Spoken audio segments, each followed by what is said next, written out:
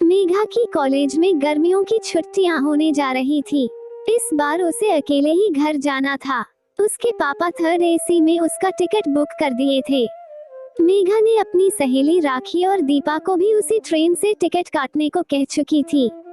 वह चाहती थी तीनों साथ खूब मस्ती करते हुए जाएं। राखी और दीपा को उसके ही बानगी में टिकट मिल तो गए थे, परंतु सीट अलग अलग मिले एक थे। जाने का दिन आ गया था। सबने हॉस्टल से ऑटो बुक किया और साथ चल पड़े थे। मेघा बहुत खुश थी। सब साथ में जाएंगे, खूब मस्ती करेंगे।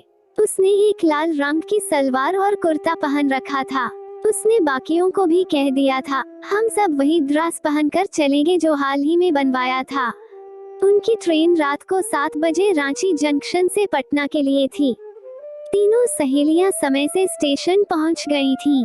मेघा ने अपना सामान अपनी सीट के नीचे सेट कर लिया था और अब वो राखी और दीपा के सीट पर चली आई थी।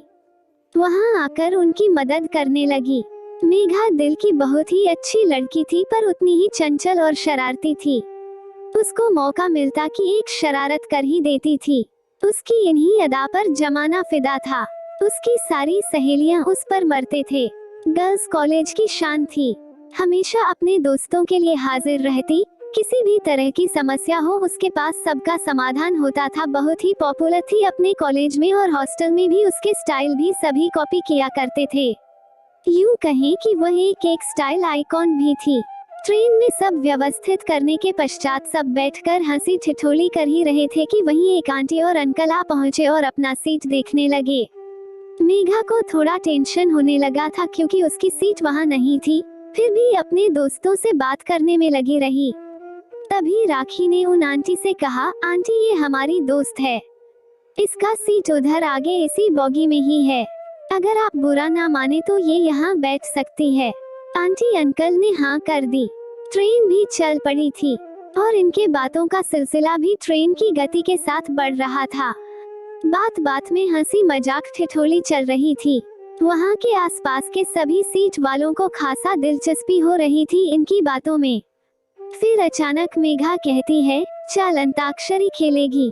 दोनों सखियां मान गईं। सब मिलकर अंताक्षरी खेलने लगे। मेघा की आवाज भी मिश्री की डली जैसी मधुर थी। सभी वहां मेघा से प्रभावित हुए बिना रह ना सके। आंटी जो बगल में बैठी थी वो मेघा से पूछी बैठी, तुम्हारा नाम क्या है बेटिया?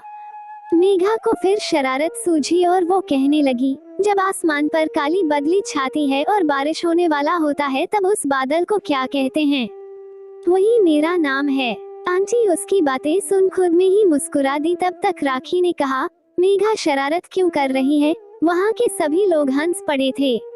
आंटी ने कहा, बहुत प्यारा नाम है, और साथ एक और सवाल पूछ ही लिया, कहाँ जाना है? मेघा ने कहा, पटना। आंटी बातों बातों में कुछ और सवाल करने लगी। सभी सखियां बैठी उनके सवालों का जवाब देती रहीं, पर धीरे धीरे मेघा को थोड़ा अजीब लगने लगा क्योंकि आंटी के सवालों का सिलसिला खत्म होने का नाम ही नहीं ले रहा था। तभी आंटी का अगला सवाल आ ही गया, बेटा मम्मी पापा तो आपकी शादी के लिए लड़का ढूंढ रहे होंगे। मेघा को शक हो ही रहा था कि कुछ ऐसे सवाल आने ही वाले हैं, इसलिए अपनी सहेलियों को इशारा कर कहने लगी, आंटी मेरी सगाई हो गई है, लड़का पटना का ही है। बस क्या था, आंटी के सारे सवाल बंद हो गए।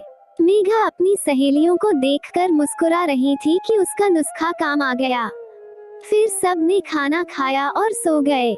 अंकल खुद से मेघा की सीट पर जाकर सो गए और कहा, आप मेरी सीट पर सो जाओ बच्चा। मेघा भी मान गई थी। सुबह सुबह ट्रेन पटना पहुंच गई। छुट्टियों का सीजन चल रहा था तो स्टेशन पर भीड़ बहुत हो रखी थी। उसी भीड़ में मेघा ने एक सुंदर नौजवान को देखा जो इधर उधर देख रहा था, मानो किसी को ढूंढ रहा था। मेघा ने मन में कुछ सोचा और मुस्कुराई। मेघा ने फिर आंटी को उस लड़के की तरफ इशारा करते हुए कहा, वही मेरा मंगेतर है आंटी।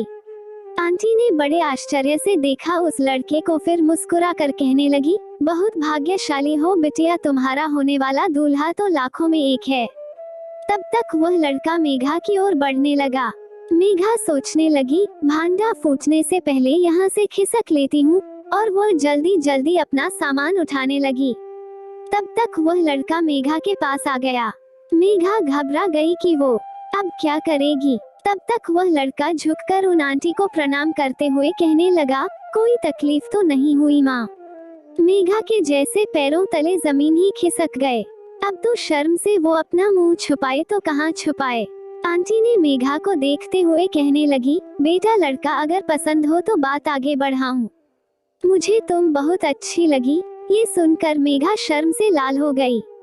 उसने वहां से चुपचाप निकलना ही उचित समझा। बाद में मेघा को पता चला कि आंटी ने राखी से बातों बातों ही में उसका एड्रेस ले लिया था।